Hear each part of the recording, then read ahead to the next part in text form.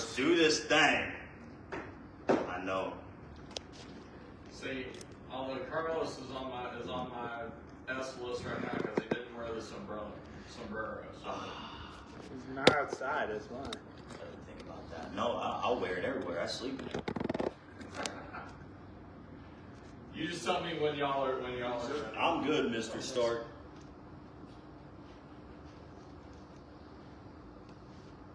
And we've got Bomber in the shot. That's okay? Yeah. Okay, awesome. Ready when y'all are? Good. Good morning. When we announced the creation of the Abilene Flying Bison, it was with a promise that regardless of past experiences, this team would become a part of the fabric of this community for not just this generation of fans, but for generations to come. And saying that, I'm beyond excited to announce our move to Crutcher Scott Field at Bullock Brothers Ballpark. And announcing this move to Crutcher Scott Field at Bullock Brothers Ballpark, coupled with our move to the Texas Collegiate League, we have set in motion for the second chapter of the Abilene Flying Bison to soar to even greater heights than the first.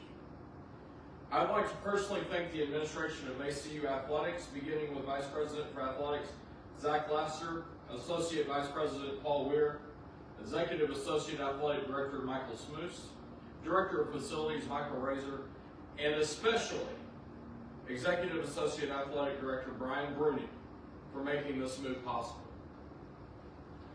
To our fans, we are as committed as always to being the most fan and family-friendly entertainment option in all of baseball. That will never change. We look forward to our Stadium Stampede event right here at Crutcher Scott Field at Bullock Brothers Ballpark on April the 18th. And of course, our home opener on Thursday, June 4th versus the San Antonio River Monsters right here. As always and always, fly, Bison fly. Coach, how'd y'all get? Yeah, I call you Coach Stark and McMurray, so I mean, in my head. It still works for me, Carl. Absolutely, Coach Stark. How'd y'all get this done? A lot of hard work and a lot of negotiations. The most important part of the entire negotiation process, once we started having these conversations, was that we felt wanted here. When George Lesmeister, our owner, and myself had our first meeting with the athletic administration, it was apparent that there was synergy from both sides to make this happen. There were a lot of sleepless nights. There were a lot of hand-wringing and a lot of, I probably have more gray hair now because of it. But it was, they wanted us to be here, and we wanted to be here. And I can't tell you how much we appreciate that as an organization. And you guys are known as the Abilene Flying Bison. How important was it that you guys stay within the key city as a home ballpark? I think it was absolutely tantamount. We had some other options, but being here, being at this facility, my gosh, it is one of the finest small college Division I facilities in all the country. You walk out in it, and it's just a beautiful ballpark. And it's going to be a place that us as a team can continue our growth model, what we like to do for our players, what we like to do for our fans, and we are, we're just beyond excited about everything that it brings. Our players are going to be staying in apartments that are about 50 yards from the right field corner. Our opposing teams are going to be staying in a dorm right across the parking lot. And the synergy that this all brings is amazing. Why was this the choice for you guys? It's the best ballpark in town. Absolutely. Now, my other question is, what does it mean to this organization that y'all are playing in the same ballpark where the Prairie Dogs began as young pups in 1995? Everything comes full circle, doesn't it? That's the thing, is that, everything always comes back to where it's supposed to be. As one door closes, other ones open, and it opened us back to the original home of the Abilene Prairie Dogs. We will continue to be the Prairie Dogs on Thursday night, proudly, and we will be. But never forget that we are the Flying Bison 365 days out of the year. And how much does the renovation that's happened to this ballpark in the last year or so, how much of a factor did that play into making this the home of the Flying Bison?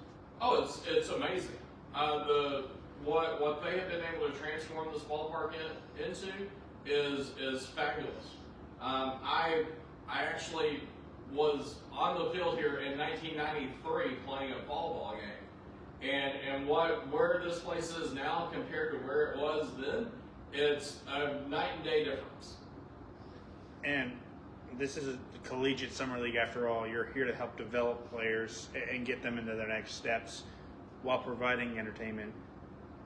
ACU baseball has been no secret of really wanting to develop people. How much does that help into the factor of moving here developmentally for players? There are a lot of other things behind the scenes that we are able to bring in for our players based upon what our agreement is here. We'll be able to use the Bonneau family hitting center for our guys to continue to get better. We'll be able to use that kind of thing. Again, first and foremost, we're here to give great family entertainment, but we're also here to get our kids better. And that's always going to be that way, and it's never going to change.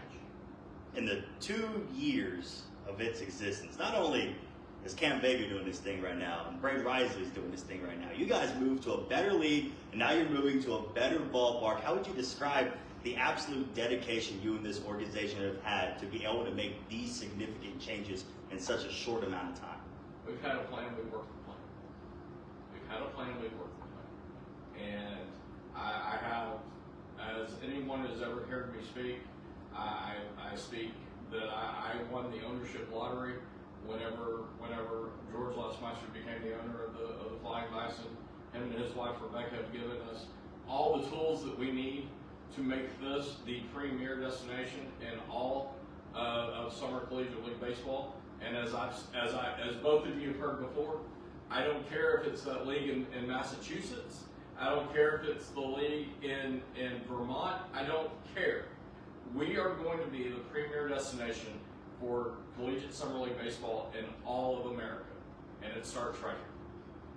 You're from here, and I mean, you've seen a hockey team here, you've seen an indoor football team here, you've seen other baseball teams here. Mr. Stark, given that not only are you, from Abilene, and you're so proud of that, and you represent that any way you can, because of that, what makes this organization different that has allowed it to be so successful? We have a very strong ownership group in place that is committed to baseball in Abilene for not just 2024, 2025, 2026, 2035, 2036, 2046. And again, like I said, we have a plan, we work the plan, and we continue to strive to get better. Our goal and our motto as an organization is to be elite in everything that we do.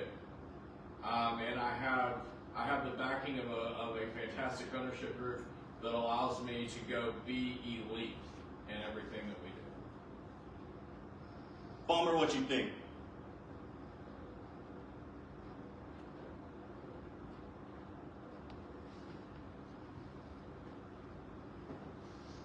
One last thing. I agree.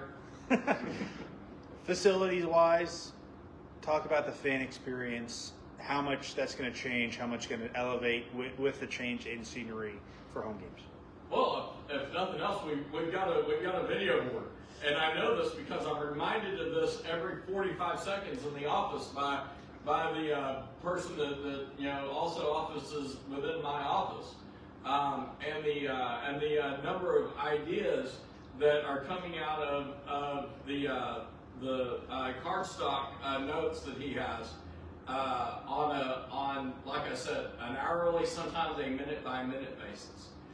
We met with some constituents last night and it was about an hour and 20-minute long meeting, and about an hour of that was them giving us video board ideas.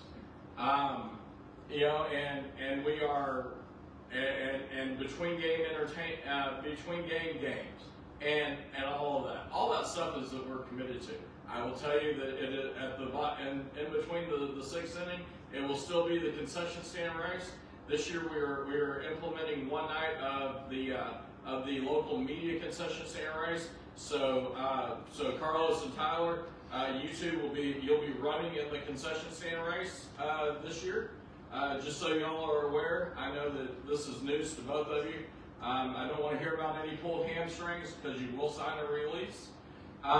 But the fan experience is what we have built this entire organization on.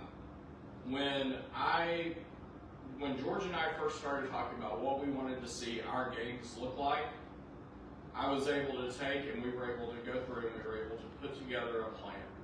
We hired some fantastic people. I found this guy in the middle of a pasture out south of Ty. Caleb Evans, Stacy Lopez are fantastic in-game hosts. Chad Kirkland is our public address announcer. And I'd be very remiss if I didn't mention Dustin Tatro on the organ. Everything is built around the fan experience. It's just going to get better and better. I'm good, big dog. That was awesome. I want to get in this race. I'm going to dress up like a Cheez-It or peanut butter or whatever. I'm going to own everybody. Guys, thank y'all. Oh, thank you.